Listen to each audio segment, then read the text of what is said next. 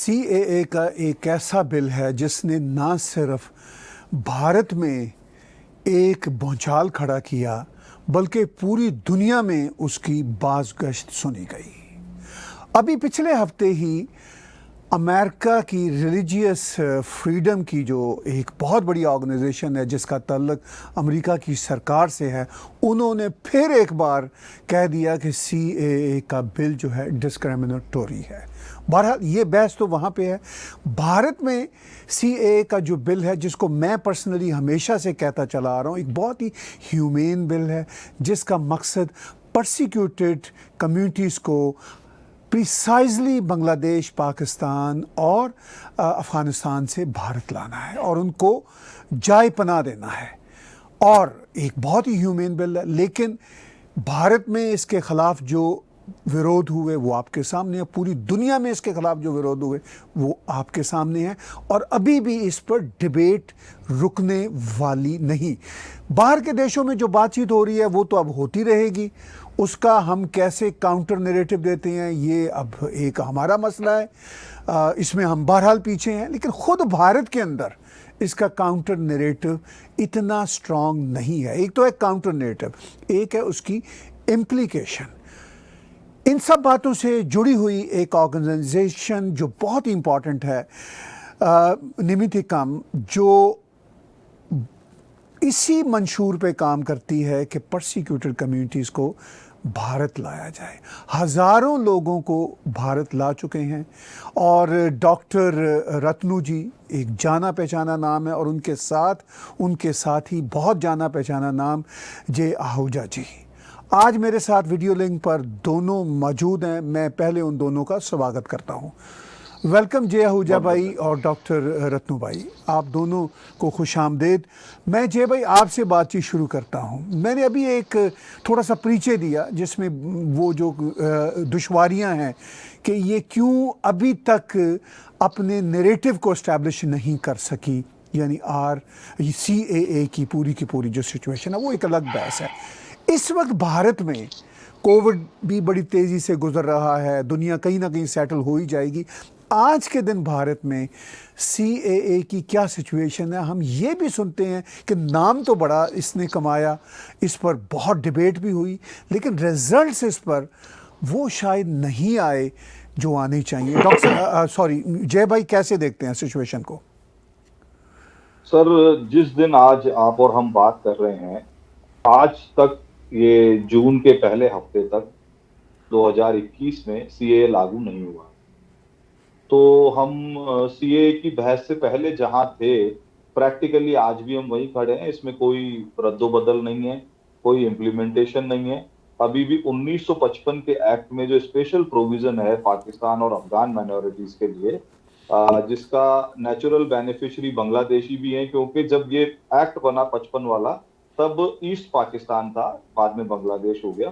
तो अभी भी 1955 के स्पेशल प्रोविजन में बेनिफिशियरी हैं ये लोग और हम इनको सिटीजनशिप दिला रहे हैं, पर वो बड़ी कॉम्प्लेक्स तरीके से होती है।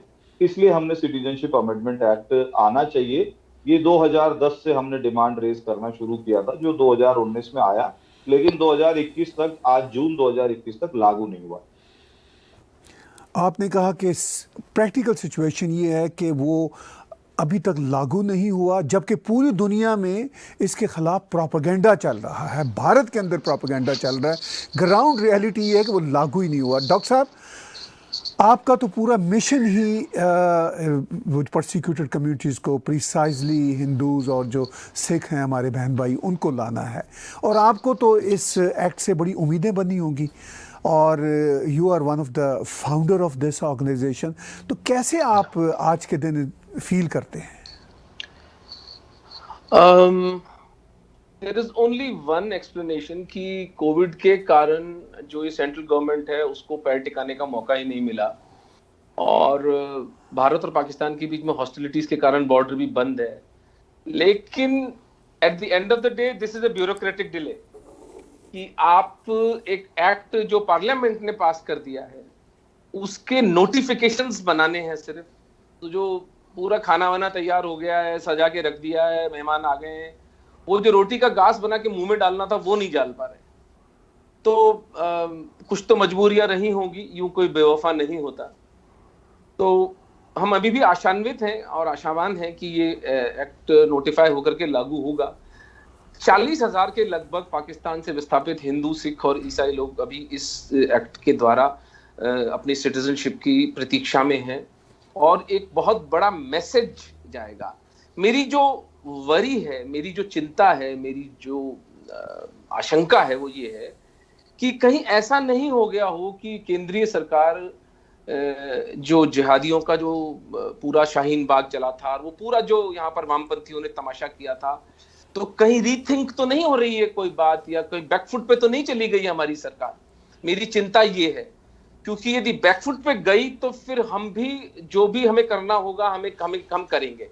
इस एक्ट को हम डाइल्यूट नहीं होने देंगे और अनइम्प्लीमेंटेड भी नहीं रहने देंगे, क्योंकि अगर इन हिंदुओं, सिखों, ईसाइयों को हमने लावारिस और बिल्कुल अनाथ छोड़ दिया, तो आप समझिए कि इनके कन्वर्जन होंगे, इनकी हत्याएं होंगी, इनकी बलात्कार बढ़ेंगे और ये महापाप, इसके हम सब भागी बनेंगे। तो मेरी आत्मा में तो मैं इसको स्वीकार करने को राजी नहीं हूं। हाँ, हम समय दे सकते हैं सरकार को, ये अपना समय ले, आप नोटिफिकेशन, बिकॉज कोविड के कारण वाकई यहाँ पर कोहराम सा मचा हुआ था एक समय पर। यद्यपि as a doctor I can tell you कि वो इतना भीषण नहीं था। बीच में 15 दिन जरूर एक क्राइसिस की सिचुएशन थी, लेकिन अब ऑक्सीजन, मेडिसिन वगैरह सब आ गई हैं, नंबर्स ऑफ केसेस भी हमारी काफी कम हो गए हैं। तो once the crisis is over, I think a month और 2 नोटिफिकेशंस आ जाने चाहिए सीएए के। आपने कहा कि इस वक्त बहुत ही बड़ा मसला है और सबसे बड़ी रुकावट आपको ये भी दिखती है कि शायद वो जो एक्सट्रीमिस्ट एलिमेंट्स हैं, जो जिहादी हैं, कहीं उनका दबाव तो नहीं है। क्या ये दबाव ब्यूरोक्रेसी पे है? क्या जो इंटरनेशनल गवर्नमेंट्स हैं, ख़ास तौर पर वेस्टर्न वर्ल्ड की, वो अभी तक सहमत नहीं हो सकी? क्या उनकी वजह से वहाँ की ब्यूरोक्रेसी कुछ सोचती है या इसको एक तरह से रोक रही है? जैसा आपको ये सब बातें दिखती हैं, जैसा कि हमें यहाँ पे बैठे हुए खदशात नजर आते हैं? जी, मेरा इसमें एक कहना है बड़ा इंपॉर्टेंट। आपको मैं एक बात बताना चाहूंगा कि प्रॉब्लम क्या हुआ है कि भारतीय जनता पार्टी का जो काडर है या जो संघ से जुड़े हुए लोग हैं, उनकी समस्या क्या है? उनको क्या है, बचपन से राम मंदिर के बारे में पता था, इतना पुराना केस है, हिस्टोरिकल उसके बैकग्राउंड पता थे उनको, कश्मीर के बारे में पता था, क्योंकि जनसंघ के जो फाउंडर थे Shyama Prasad Mukherjee, he was actually politically murdered in Kashmir, तो उनको 370 के बारे में पता था, उनको कॉमन सिविल कोड के बारे में पता था। ये 3-4 चीजें उनको उनके ब्लड में ट्रेवल करती हैं। और सिटीजनशिप अमेंडमेंट एक्ट में क्या हुआ है सर कि ये सिर्फ 10 साल पुरानी डिमांड थी, यानी 2010 में पहली बार हम लोगों ने कहना शुरू किया कि 1955 का एक्ट अब कॉम्पिटेंट नहीं रहा है और हर एक्ट में समय के हिसाब से चेंजेस होने चाहिए और तो टाइम के हिसाब से थोड़ा सा दुरुस्त करना बहुत जरूरी है। उस दुरुस्तगी के प्रोसेस को आने में 9 साल लग गए। तो बेसिकली लोगों को सिटीजनशिप के बारे में, आम लोगों को, बीजेपी के काडर को भी पता नहीं था। लेफ्टिस्ट प्रोपेगेंडा ये हुआ। आपको मैं एक मजेदार बात बताता हूं, 1955 के एक्ट में नेहरू जी की सरकार ने जिन लोगों को बेनिफिशियरी रखा है, उसमें नरेंद्र मोदी जी की सरकार ने एक भी कैटेगरी को न जोड़ा है न घटाया है। तो माइनॉरिटी ऑफ पाकिस्तान की डेफिनेशन क्या होगी, ये 1955 का एक्ट एड्रेस करता है, उसको एज इट इज बनाए रखा है। आपको शायद ध्यान होगा, कुछ साल पहले, लगभग 18 साल 20 साल पहले, भूटान में काफी इंसर्जेंसी हुई और भूटान की राजाशाही ने वहां के हिंदुओं को, क्योंकि उन्होंने राजशाही के खिलाफ विद्रोह किया था, मोनार्की के खिलाफ खड़े हो गए थे, तो उनका झगड़ा बेसिकली अपनी सत्ता बचाने का था। बड़ी संख्या में हिंदू माइग्रेट होकर भारत और नेपाल में गए, 2 लाख बर्मीज हिंदू इन रोहिंग्याओं के साथ में बड़ी संख्या में भारत में आए हैं। श्रीलंका की इंसर्जेंसी आपको पता है, राजीव गांधी जी ने पीस आर्मी भेजी थी और शांति सेना भेजी थी, बड़ी संख्या में तमिल हिंदू भारत आए हैं। अगर ये हिंदुओं के फेवर में करना होता तो भूटानी हिंदुओं को क्यों नहीं लिया इसमें बर्मीज हिंदू को क्यों नहीं लिया, इसमें तमिल हिंदुओं को क्यों नहीं लिया? मैं बताता हूं सर, 1955 के एक्ट का स्पेशल प्रोविजन सिर्फ अफगानिस्तान और पाकिस्तान को ही एड्रेस करता था। तो न तो उसके क्लॉजेस के अंदर कोई टेरिटोरियल चेंजेस किए गए, कि हम श्रीलंकन हिंदूज को ले लेंगे, हम इनको ले लेंगे, हम उनको ले लेंगे, न ही कैटेगरी में कोई चेंज किया गया। तो माइनॉरिटी ऑफ पाकिस्तान और अफगानिस्तान पे सेंट्रिक रखा। बांग्लादेशी माइनॉरिटी इसलिए बेनिफिशियरी है क्योंकि वो ईस्ट पाकिस्तान की पॉपुलेशन है, इसलिए वो नेचुरल बेनिफिशियरी है। उस पार्ट को पहले से कवर किया गया था। तो ये मजे की बात है कि न तो कैटेगरी चेंज हुई, न टेरिटोरी चेंज हुई, न तो क्षेत्र बदला गया, न उनकी श्रेणी बदली गई। उसके बावजूद भी ये कांग्रेस और लेफ्ट का प्रोपेगेंडा चला क्योंकि इनके लोग तैयार ही नहीं थे इस बात को समझने के लिए और समझ करके आम जनता को समझाने और कहने के लिए। फिर भी भारत के जनमानस ने बड़ी बड़ी रैलियां, बड़े बड़े जलसे जुलूस सीए के पक्ष में किए हैं क्योंकि मानवीयता का एंगल सबको समझ में आता है। कुछ थोड़े से लेफ्टिस्ट और इस्लामिस्ट जिहादी माइंडसेट के लोग या जो है कांग्रेसी, इन्होंने थोड़े बहुत एहतजाज किए और ये एक जगह शाहीन बाग जैसी कुछ जगहों पे बैठे। बाकी ऐसा कोई बड़ा विरोध नहीं था। हाँ, इंटरनेशनल डिप्लोमेसी में भारत का जो फॉरेन मिनिस्ट्री है, मिनिस्ट्री ऑफ एक्सटर्नल अफेयर्स, वो अपनी बात को ठीक से नहीं कह पाई, ये हमको भी लगता है। आपको गोरा साहब मैं बताऊं, अभिषेक मनु सिंघवी आपने नाम सुना होगा, कांग्रेस के एक बहुत बड़े लीडर हैं, मल्टीपल टाइम राज्यसभा के सदस्य रहे हैं। वो एक डिबेट में लाजवाब हो गए मेरे सामने जब मैंने उनसे पूछ लिया। तो मैंने उनको डिबेट में CNN पर स्पष्ट सारे वक्ताओं के बीच में, सारे श्रोताओं के बीच में, सारे पैनलिस्ट के बीच में एकदम झूठा साबित कर दिया और उनके पास में आंसर नहीं था। आपको मैं क्लिप भेज दूंगा। उनके कांग्रेस के प्रवक्ता के पास में, कांग्रेस के स्पोक्स पर्सन के पास में आंसर ही नहीं था मेरे सवालों का। तो ये झूठ बोल रहे हैं और इनका झूठ बिक रहा है और हमारी सरकार अपना सच नहीं चला पा रही है। बड़े दुख की बात है हमारे लिए। और आप कहेंगे तो मैं कुछ टेक्निकलिटीज बता दूंगा आगे अपनी चर्चा में। बिल्कुल आप दुरुस्त कह रहे हैं। वो टेक्निकलिटीज़ जिनका आप इशारा कर रहे हैं वो हमें यहाँ बैठकर भी नज़र आता है, मसाइल नज़र आते हैं। डॉक्टर साहब, अभी जैसा आपने भी कहा और आप और मैं भी कहते रहते हैं कि नैरेटिव का एक फुकदान है जो हम दुनिया को बता नहीं सके। ये नैरेटिव सिर्फ मिनिस्ट्री ऑफ फॉरेन अफेयर्स का ही मसला नहीं है। जो इंफॉर्मेशन डिपार्टमेंट है भारत का, जो मिनिस्ट्री है, उनका अपना नैरेटिव है ही नहीं। और ख़ासतौर पर CAA पे, जैसे मैंने अभी कहा, अभी पिछले वीक फिर अमेरिका की जो रिलीजियस फ्रीडम की एक ऑर्गेनाइजेशन है जो गवर्नमेंट से जुड़ी हुई है, उन्होंने फिर उस पर बात कर दी। और यहाँ पे अमेरिका में ख़ास तौर पर आए दिन किसी न किसी शहर में जिसका कोई तल्लक भारत से नहीं होता, एक बिल वहाँ पे टेबल होता रहता है जी कि भारत में CAA के ख़िलाफ़ बात की जाए। और मैंने पीछे कहा कि वहाँ पे CAA के हवाले से कुछ हो ही नहीं रहा। तो डॉक्टर साहब, ये सब जो टेक्निकल दिक्कतें हैं ये अपनी जगह पे हैं, लेकिन आपका जो काम है वो तो नहीं रुकने वाला ना, वो तो आप कर ही रहे हैं। बेशक कोविड ने एक अलग से रुकावट डाली हुई है। तो इस वक्त ग्राउंड पे जो आपकी ऑर्गेनाइजेशन साल हर साल से मुहाजिरीन को वहाँ से ला रही है, परसिक्यूटेड, ख़ासतौर पर पाकिस्तान, बांग्लादेश, अफ़गानिस्तान से परसिक्यूटेड हिंदूज, सिख्स, क्रिश्चियंस को ला रही है, वो इस वक्त सिचुएशन क्या है?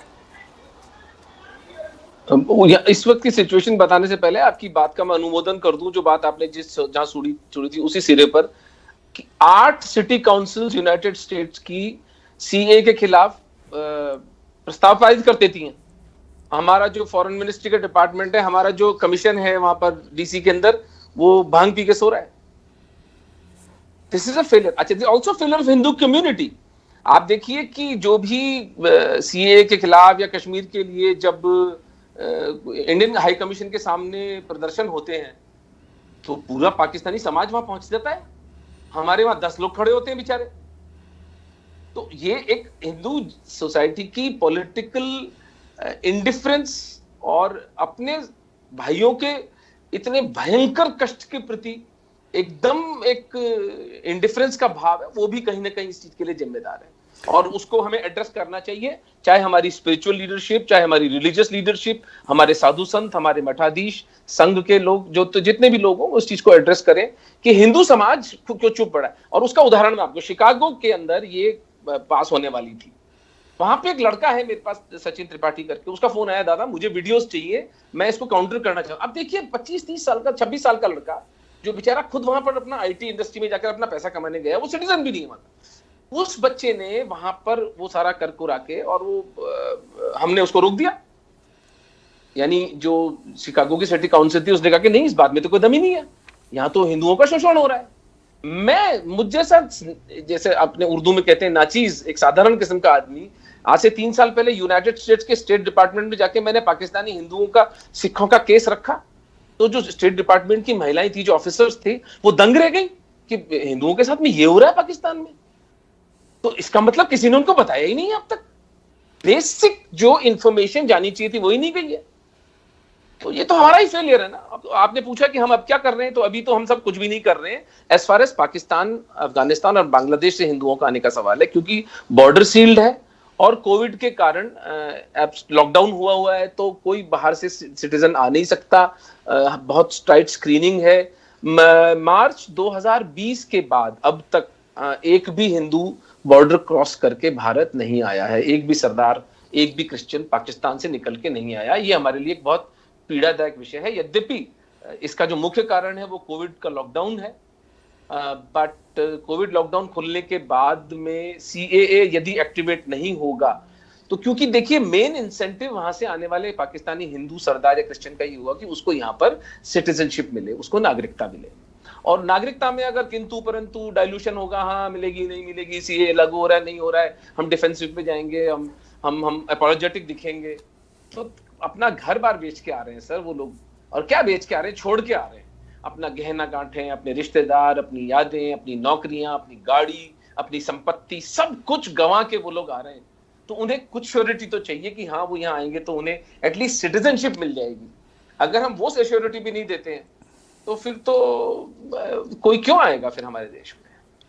देखिए, आपने बहुत अहम बातें की। मैं थोड़ी सी यहाँ पे I have to be fair, ये मैं जो मेरी अपनी ऑब्जर्वेशन में आई, जब ये शिकागो में उन्होंने रेजोल्यूशन टेबल की, तो मैं क्रेडिट देता हूँ VHPA को अमेरिका में। उन्होंने बहुत फाइट किया और लॉयर तक उन्होंने हायर किया, और मैंने वो सारी करस्पॉन्डेंस देखी। मैं क्रेडिट देता हूँ भारत के जो वहाँ पर कॉन्सल जनरल हैं शिकागो में, उनकी जो पूरी की पूरी ईमेल जो है करस्पॉन्डेंस हुई, उसमें उन्होंने बहुत बढ़िया पॉइंट्स उठाए और उन्होंने सिटी काउंसलर्स को जो कुछ कहा। तो ये काम इस लेवल पे ज़रूर हुआ। यहाँ पे हिंदू अमेरिकन एक बहुत बढ़िया ऑर्गेनाइजेशन है, उन्होंने कई सिटीज़ में इस रेजोल्यूशन को लीगली चैलेंज किया। लेकिन ये मैं ज़रूर मानता हूं कि काम इससे ज़्यादा होने की ज़रूरत है दो लेवल पर। एक तो कन्फ्रंट करने के लिए जो प्रोपेगेंडा एंटी भारत गलत हो रहा है उसको कन्फ्रंट करने के लिए, दूसरा अपना काउंटर नैरेटिव देने के लिए काम ज़्यादा होना चाहिए। जय भाई, मैं आपकी तरफ आ रहा हूँ।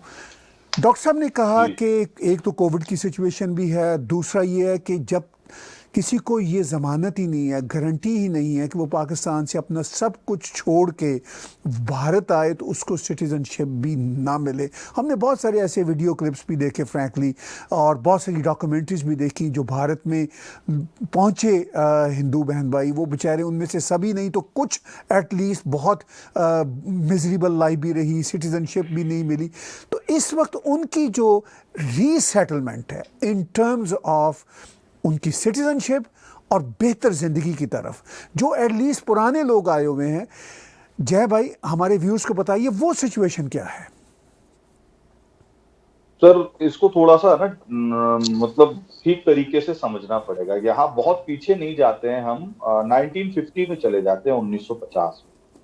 1950 में दोनों देशों की तरफ से एक इनिशिएटिव यह हुआ कि भाई बहुत लड़ लिए, खून खराबा हो गया, बंटवारा हो गया, अब हम कुछ नई तैयारियों की तरफ बढ़ते हैं और कुछ पॉजिटिव बात करते हैं। उस पॉजिटिव बात के लिहाज से लियाकत अली खान और जवाहरलाल नेहरू दिल्ली में मिलते हैं, और उस समय के पाकिस्तान के प्राइम मिनिस्टर लियाकत अली खान जी के साथ में लगभग 100 लोगों का एक डेलीगेशन और आता है। बहुत सारे इश्यूज पे डिस्कशन होता है, बहुत सारी ट्रीटी होती है, लेकिन सिटीजन्स को लेके क्या बात होती है ये बहुत जरूरी है जानना, क्योंकि जो फैसिलिटी हम इनके लिए मांग रहे हैं वो एहसान नहीं है किसी का, वो ना कांग्रेस का एहसान है ना बीजेपी का एहसान है, वो भारत की बनने की, जो ये डिवाइडेड इंडिया बनने की जो नींव है उसमें वो सब बातें कही गई हैं।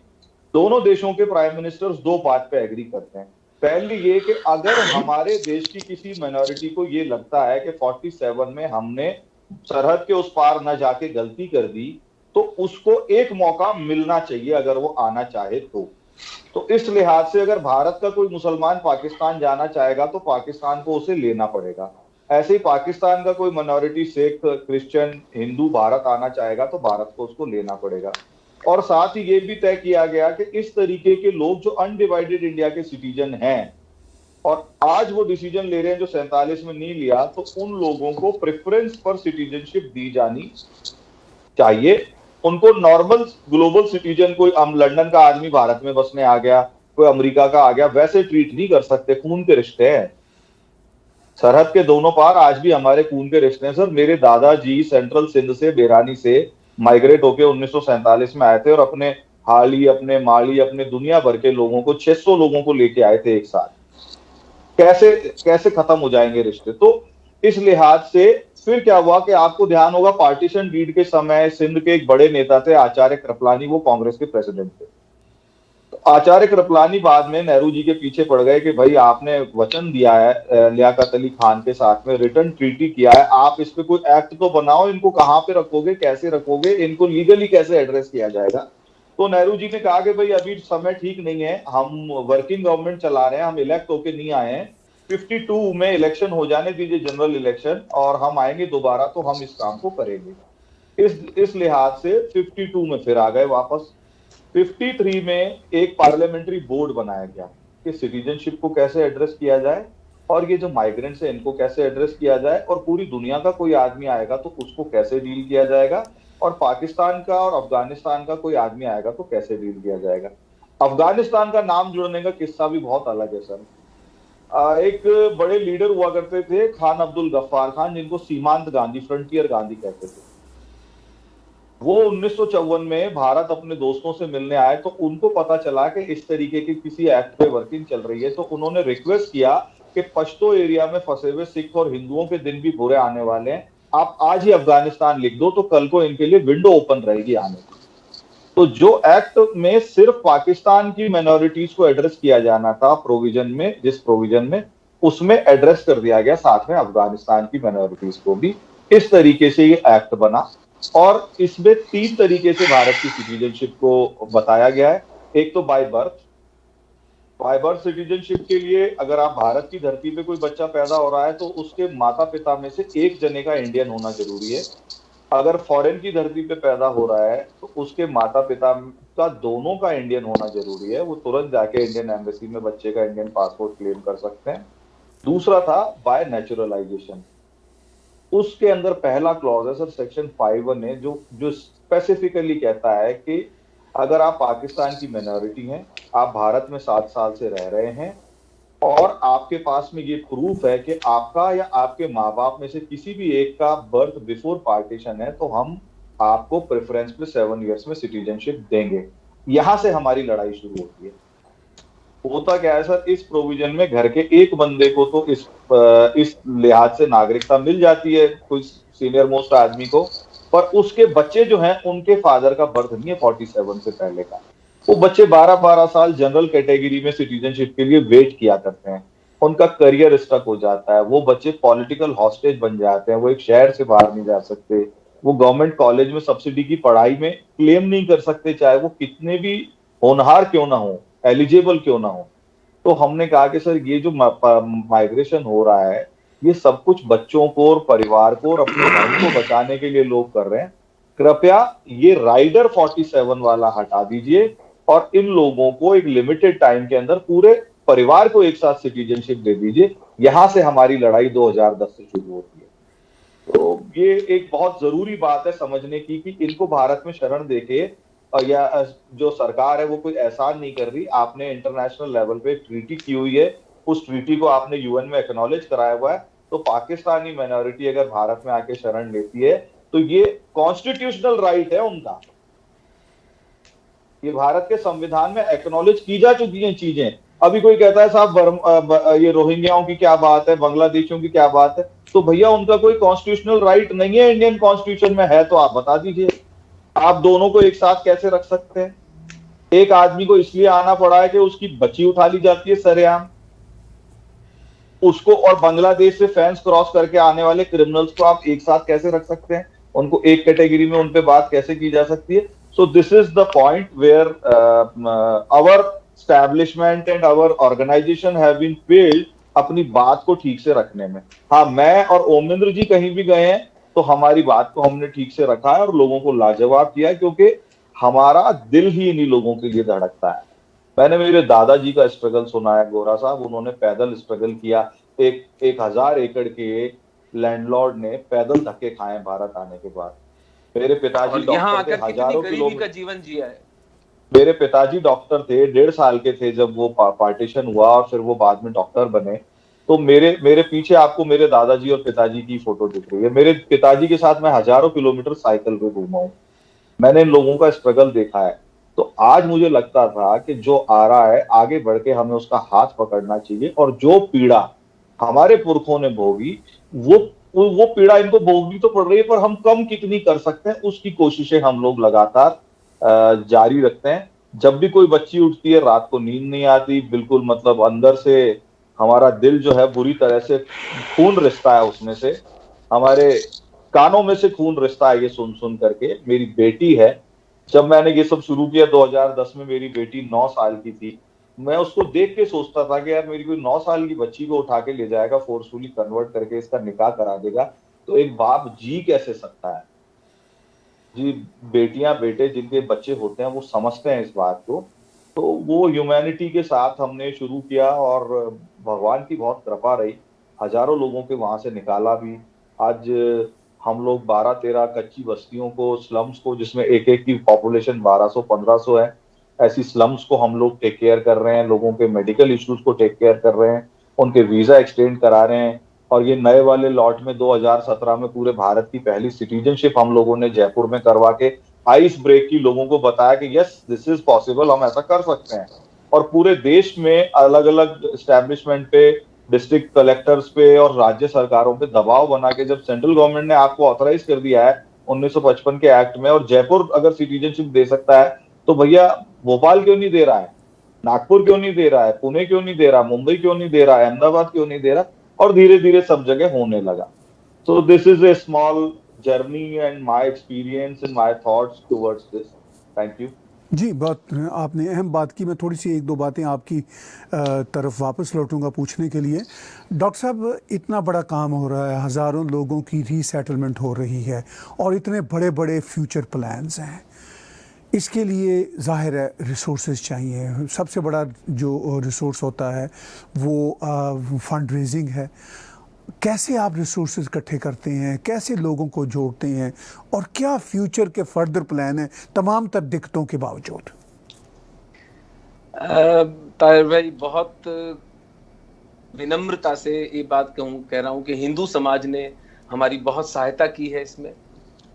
स्टार्टिंग में तो मैं और जय अपना पैसे से काम करते थे। फिर एक कमाल का कदम जय ने उठाया। इसने अपनी लगभग 50 लाख रुपए की जमीन जो है खुद के इसके नाम की, उसको निमित्तिकम के नाम कर दिया। वो डीड बाकायदा ट्रांसफर हो गई। आज जो निमित्तिकम का ऑफिस है वो जय की दी हुई जमीन पर, जय की दान दी हुई जमीन पर बना हुआ है।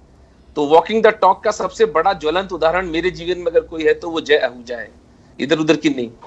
फिर हमने हिंदू समाज से मेरे एक मुसलमान दोस्त भी जयपुर में ऐसे हैं जो मुझे पैसा देते हैं। लेकिन इसको हम एक आइडिया है, जो जैसे इस्लाम में आपकी ज़कात होती है, वैसे हिंदू धर्म में धर्मांश हम लोग कहते हैं कि अपनी कमाई का एक अमुक पैसा प्रतिशत आप धर्म के काम के लिए दें। और यदि पाकिस्तानी हिंदू बच्चियों की चीखें आपको सुनाई देती हैं, यदि इन बेचारे भुलाए हुए सताए हुए लोगों का रुदन, इनका रोना आपके कानों तक पहुंचता है, तो 100, 200, 500 रुपए महीने के निमित्तिकम की वेबसाइट पे जाकर के हमें दान दे दीजिए।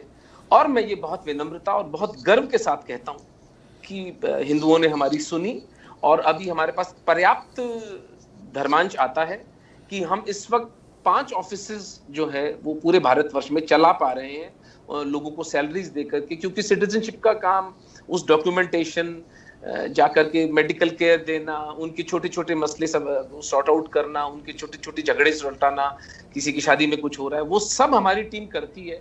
लेकिन उसके लिए जोधपुर में 3 पेड वर्कर्स हैं, जयपुर में हमारे पास 3 पेड वर्कर्स हैं, दिल्ली में हमारे पास एक वर्कर है, जैसलमेर में है, और कर्णावती जिसको आप अहमदाबाद कहते हैं वहां पर हमारा एक वर्कर है। तो इस तरह से काम चल रहा है। हिंदू समाज ही हमें धर्मांश दे रहा है, जिसके कारण ये सब चल रहा है। और आप जैसे प्यारे लोग जो कि हमें इस बहुत तकलीफ दे विषय कि लोग 21वीं शताब्दी में अपने घर छोड़कर, अपनी संपत्ति छोड़कर, अपनी जड़ें, अपनी अपनी रूट्स छोड़कर, अपना देश छोड़कर एक नई जगह आते हैं जहाँ न उनकी भाषा मिलती है, न उनका खान पान मिलता है, न उनका कल्चरली कोई लेना देना है, और बस इसलिए कि वो हिंदू रहना चाहते हैं इसलिए वो यहाँ आ जाते हैं। और आप जितने प्यारे लोग इस बात को दुनिया तक पहुंचाने में हमारी सहायता कर रहे हैं, बस यही है हमारी कहानी। आप दोस्त काम कर रहे हैं, हम अपनी कोशिश कर रहे हैं कि आपका पैगाम आगे पहुंचे, मगर इस पैगाम को बहुत आगे पहुंचना चाहिए। सिर्फ पैगाम को ही नहीं, दुनिया भर में जो भी जुड़े हुए दर्दमंद दिल हैं, सिर्फ हिंदू ही नहीं, इवन मुस्लिम्स भी, इवन क्रिश्चियंस को भी, जितने भी दर्दमंद दिल हैं, उन सब को आपका साथ देना चाहिए। आपकी वेबसाइट पे जाएं, हम यहाँ पर स्क्रीन पे आपकी वेबसाइट का एड्रेस भी देंगे ताकि लोग जाएं, वहाँ पे डोनेट करें और सब कुछ करें। डॉक्टर जय साहब, जय आहूजा भाई, मैं आपकी तरफ वापस आते हुए जानना चाहूँगा कि आपने नेहरू लियाकत पैक्ट की भी बात की और बड़े अच्छे तरीके से हमारे व्यूअर्स को समझाया कि इनफैक्ट ये कोई ऐसा कोई नया नहीं है सीएए का खेल, ये वही से फूटा हुआ है, और जो चीज़ें इम्प्लीमेंट नहीं हुई थी वो सीएए में कोशिश की जा रही है कि इम्प्लीमेंट की जाए, लेकिन इम्प्लीमेंट अभी भी प्रैक्टिकली नहीं हो पा रही। अब हम ये भी देखते हैं कि शोर दुनिया में ये है कि इसमें मुस्लिम नाम क्यों नहीं रखा गया। भाई वो जो मेजॉरिटी मुस्लिम कंट्री से आ रहे हैं वो तो प्रोसिक्यूटेड नहीं है वहाँ पे, सीधी सी बात है। लेकिन इशू फिर यानी वो जिसको हम कहते हैं ना, कजरवी एक वर्ड है कि यानी हमने हर तरीके से कोई ना कोई उसमें जिसे कहते हैं ना डेवल्स एडवोकेसी ज़रूर करनी है कि फिर ये कह दिया जी कि भूटान से नहीं आ रहे, नेपाल से हिंदू भी नहीं ला रहे। भाई बात ये है कि वो असल में वो पुराना पैक्ट जो है, नेहरू लियाकत पैक्ट, जो इसके कॉन्टेक्स्ट में था, वो वहीं से बात आगे चल रही है। अब वो रोहिंग्या का भी मसला आ गया। भाई बात यह कि पहले जो पहला पैक्ट है पहले उसको तो पूरा कर लीजिए, नई उसमें चीज़ें डालिए, तब जब उसको आपने पूरा कर लिया। ये बड़ा सिंपल सा मामला था। भारत के मीडिया को भी समझ नहीं आया। वहाँ के, मैं जहादी एलिमेंट्स, एक्सट्रीमिस्ट एलिमेंट्स की बात नहीं करता, जो वहाँ का सो कॉल्ड एलीट पढ़ा लिखा हिंदू तबका है, जो बड़े बड़े न्यूज़ मीडिया, सिविल लिबर्टीज़ के ग्रुप्स चलाते हैं, उनको भी तो समझ नहीं आया। और उसको यहाँ पर बैठ के और भी हमारे जो हिंदू समाज के लोग हैं, सिख समाज के लोग हैं, वो भी उसको नहीं समझ पाते। तो आफ्टर ऑल ये कमी जय भाई आपको क्यों नज़र आती है? कैसे इसका कोई सलूशन है? जितने सहूलत से आप बात समझाते हैं, भारत के बाकी जो सरकारी इदारे हैं, जो मीडिया है, वो क्यों नहीं समझ पाता या क्यों नहीं समझा पाता? सर, समझने और समझाने के खेल को मैं तो पूरा जिया हूँ। आप उस समय के जितने भी विजुअल्स उठा के देखेंगे, सबसे ज्यादा सेलिब्रेशन जहां हो रहा है सीएए आने पे, वो हमारे जयपुर ऑफिस और हमारे जोधपुर ऑफिस में ही हो रहा है। मैसिव नंबर, ढोल, पटाखे, मिठाइयाँ, फूल मालाएं, सब कुछ वहां पे है। फिर मैं लगभग हर बड़े चैनल पे खुद पैनलिस्ट बन के गया हूँ, और जहां भी मैं गया हूँ, और धीरे धीरे जो है मेजोरिटी मीडिया हमारे पक्ष की बात करने लगा लॉजिकली। एक एनडीटीवी को छोड़ दे, बाकी सबको बात धीरे धीरे समझ में आई। तो जिनको समझना था वो समझे। बहुत बड़े बड़े जलसे हुए हैं भारत के अंदर, बहुत बड़े बड़े जुलूस हुए हैं सिटीजनशिप अमेंडमेंट एक्ट के पक्ष में, ऐसा नहीं है कि नहीं हुए। अब जो बात है, आपने अभी एक बात और बोली कि भाई मुसलमानों का नाम क्यों नहीं है, तो ये तो हमने कहा कि भाई अगर नेहरू लियाकत पैक्ट या 1955 के एक्ट में कोई एक भी कैटेगरी बढ़ाई हो या घटाई हो तो मोदी सरकार दोषी है। टेरिटोरियल चेंजेस किए हो तो भी मोदी सरकार दोषी है। तो कोई ये समझना नहीं चाहता, क्योंकि वो बायस्ड होकर के उनको मोदी की मुखालफत करनी थी, इसके अलावा कोई बात नहीं थी, जो मुझे लगता है पर्सनली। ठीक आपने कहा, ये एक बहुत और एक और मजेदार बात गोरा साहब आपको मैं बताना चाहूंगा। अब जब 1955 के एक्ट में स्पेशल प्रोविजन है और उसमें निमित्ते कम नहीं 2000 से ज्यादा लोगों को सिटीजनशिप करवा दी है, तो फिर इसकी जरूरत क्या थी? दो जरूरतें थी। एक तो जो आने वाले लोग हैं वो 90% दलित और ट्राइबल हिंदू हैं, बहुत ही ज्यादा सप्रेस, जिसको आपके पाकिस्तान में वडेरे अपनी बॉन्डेड लेबर बना के रखते थे। ये वो लोग हैं, तो इनके पास रोटी खाने के पैसे नहीं होते, इनको सालाना 6000 इंडियन रुपीस देकर के अपने पासपोर्ट रिन्यू कराने पड़ते हैं। एक एक घर में 10-10 पासपोर्ट होते हैं। उनके पास खाना खाने के पैसे नहीं है बेचारों के पास, वो पासपोर्ट कहाँ से रिन्यू कराएंगे? तो हमने कहा कि साहब ये आप पाकिस्तान एम्बेसी में लास्ट में पासपोर्ट सरेंडर कराने वाली शर्त है, उसमें पाक एम्बेसी पूरी पूरी दिल्ली पुलिस को पता है, पूरे एस्टेब्लिशमेंट को पता है, पाक एम्बेसी अपने दरवाजों पे 3-3 दिन खड़ा रखती है इनको छोटे छोटे कामों के लिए। ये लोग दिल्ली जाते हैं तो सड़कों पे सोते हैं एम्बेसी के बाहर। तो हमने बोला ये हैरेसमेंट बंद कर दीजिए, पासपोर्ट जो है वो कलेक्टर के यहाँ ही सरेंडर करवा दीजिए और रिन्यूअल की शर्त हटा दीजिए। आप एनिमी मुल्क को इतना पैसा क्यों देना चाहते हैं, अरबों रुपया रिन्यूअल के नाम पे और रिनाउंसिएशन सर्टिफिकेट के नाम पे? तो हमारी रिक्वेस्ट पे ये मान लिया गया सिटीजनशिप अमेंडमेंट एक्ट में कि पासपोर्ट जो है वो लोकल कलेक्टर के यहाँ ही सरेंडर हो जाएंगे, उसके लिए पाक एम्बेसी में रिन्यूअल्स की जरूरत नहीं है। दूसरा, हमने कहा कि साहब ये 1947 से पहले जो पैदा हुआ है या जिसके माँ बाप पैदा हुए हैं उसको आप अर्ली सिटीजनशिप दे रहे हो, वो घर का ओल्डेस्ट मेंबर है, उसका बच्चा, उसको 12 साल तक आप सड़ाओगे, 12 साल के बाद भी 2-2.5 साल उसकी सिटीजनशिप में लग जाएंगे, बच्चे की जवानी निकल जाएगी, उसका करियर तबाह हो जाएगा, वो भारत की जीडीपी का हिस्सा नहीं बन पाएगा। तो आप इस टाइम लिमिट को थोड़ा सा सही कर दीजिए और कोई ये राइडर हटा दीजिए 1947 का। तो सिटीजनशिप अमेंडमेंट एक्ट में minority from Pakistan should stay 5 years peacefully in Bharat, then they can apply for the citizenship, ये लिखा हुआ है। अब आप बताइए इसमें क्या दिक्कत है? अगर पूरे परिवार को एक ही साथ सिटीजनशिप की फाइल लग जाए, 1-2 साल का समय भी लगे, उसको 7 साल में सबको नागरिकता मिल जाए, तो कितने बच्चों का करियर बच जाएगा, कितने परिवारों की लाइफ बच जाएगी, वो ढंग की नौकरी करने लायक हो जाएंगे, ढंग के बिजनेसेस करने लायक हो जाएंगे, वो पॉलिटिकल हॉस्टेज की कैटेगरी से बाहर निकल जाएंगे। तो ये काम करके ये बहुत बड़ा ह्यूमन रिलीफ है ये इन्होंने जो किया है। इसमें कोई ऐसी बात नहीं है कि इसको कम्युनल बताया जाए या एंटी मुस्लिम बताया जाए। बड़े बड़े डिबेटर्स के बीच में मैं जा चुका, मेरे को तो कोई इसका जवाब नहीं दे पाया, सारे चुप ही हुए हैं इन सारी बातों को सुन के। डॉक्टर साहब मैं आप ही की तरफ आ रहा हूँ, दो बातें तो आखिर में हमें मैं इसमें बताइए। थोड़ा ऐड करना जी चाहता जी, था मैं ताहिर वही भाई। आप ऐड भी कीजिए और दो बातें इसमें और भी शामिल कीजिए, फिर मैं आखिर में जय भाई से वाइंड अप करूँगा। जो आप कहना चाहते हैं वो भी कहिएगा और दो बातें इसमें ऐड कीजिए, फ्यूचर प्लान्स क्या हैं, ये एक बहुत अहम मसला है। और एक और बात कि जो चीज़ आज की हमारी डिस्कशन में आप महसूस करते हैं कि फर्दर ऐड होनी है, वो भी आप बताइए। To add to the last question, आपने पूछा था कि ऐसा कैसे हुआ कि नैरेटिव हमारे हाथ से निकल गया। तो हमें समझना पड़ेगा कि पता नहीं पैसा बहाया गया या कहां से क्या मोटिव था लेफ्टिस्ट ने किया, लेकिन हमको जिस बात पर शर्म आनी चाहिए, और मैं ये कहता हूं उन हिंदुओं और सिखों के लिए जिन्होंने सीएए का विरोध किया कि इनको डूब के चुल्लू पर पानी में मर जाना चाहिए, कि पाकिस्तान, राजस्थान की असेंबली और पंजाब की असेंबली ने सीएए के खिलाफ प्रस्ताव पारित किए बिना समझे, और उन निर्दोष हिंदू सिख ईसाइयों को मरने के लिए छोड़ दिया गया। यानी ये कहा गया कि भारत सरकार ने क्यों इनकी सहायता के लिए सीएए बनाया है, बिना ये समझे कि सिटीजनशिप अमेंडमेंट एक्ट 1955 के इनके पुरखों का बनाया हुआ एक्ट है जिसको मोदी जी लागू कर रहे हैं। लेकिन प्रोपेगेंडा ये किया गया कि नहीं जी इसके अंदर तो मुसलमानों के साथ में भेदभाव होगा, जबकि वही एक्ट था, इसीलिए इसको अमेंडमेंट था। ये 1955 के एक्ट के अंदर एक अमेंडमेंट था।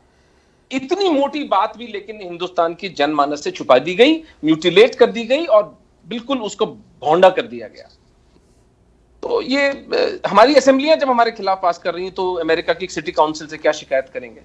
दूसरी बात कि आपने पूछा फ्यूचर प्लान क्या है। फ्यूचर प्लान ताहिर भाई बहुत लंबे चौड़े हैं, लेकिन अभी तो जैसे ही कोविड का संकट खत्म होगा, मैं आपसे पहले भी ये बात साझा कर चुका हूं, 2 पाकिस्तानी हिंदू, 2 पाकिस्तानी सिखों और 2 पाकिस्तानी क्रिश्चियंस को मैं हवाई जहाज में बिठाकर बड़े बड़े देशों की, यूरोपियन कंट्री की कैपिटल्स, कनाडा की कैपिटल और अमेरिका में यूनाइटेड नेशंस में, उनके मुंह से उनकी तकलीफें हम दुनिया को बताना चाहते हैं। कोई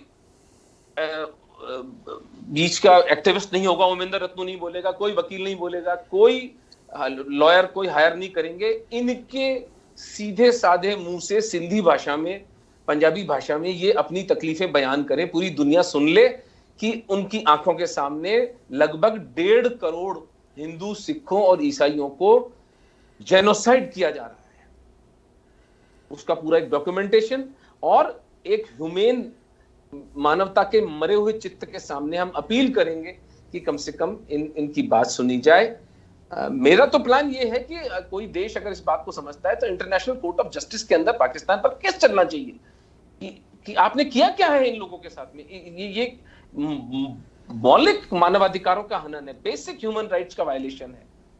और प्रयास ये है कि 1 करोड़ हिंदू सिखों को अगर हमें पाकिस्तान से निकालना है तो जैसा कि जय ने बताया, उनके पास अपने पासपोर्ट के पैसे भी नहीं है, उनको पासपोर्ट है ही नहीं, जो अंदरूनी सिंध में मरे पड़े हैं, वडेरों के पास में बेगार कर रहे हैं, गुलाम बना के रखे हुए हैं, बहुत सारा कर्जा उनके ऊपर चढ़ा हुआ है। जो गरीब हिंदू है उसको वहां से निकालने के लिए हमने कैलकुलेशन की कि लगभग 5,000 रुपए हमारे को पर हिंदू कॉस्ट आएगी। तो अगर 1 करोड़ हिंदुओं को निकालना है तो 5,000 करोड़ का फंड हमको इकट्ठा करके निकालना पड़ेगा और अगले 10 साल में हमको ये खत्म करना है, अन्यथा ये या तो मार दिए जाएंगे या ये कन्वर्ट कर दिए जाएंगे। तो देखते हैं डिवाइन फोर्सेस की क्या प्लान है। हमारा प्लान तो ये है कि इनको हमें एक भी हिंदू, एक भी सिख और एक भी ईसाई उस देश में नहीं बचना चाहिए, क्योंकि यदि वो रहा तो ये जो ब्लास्फेमी लॉ है, किसी की बच्ची उठेगी, किसी की गर्दन कटेगी, केवल दुख पाने का है। और जब एक मोदी जी ने हमें एक ऑप्शन दिया है, एक विंडो खुली है सीएए की, तो उसका भरपूर उपयोग हमें करना चाहिए।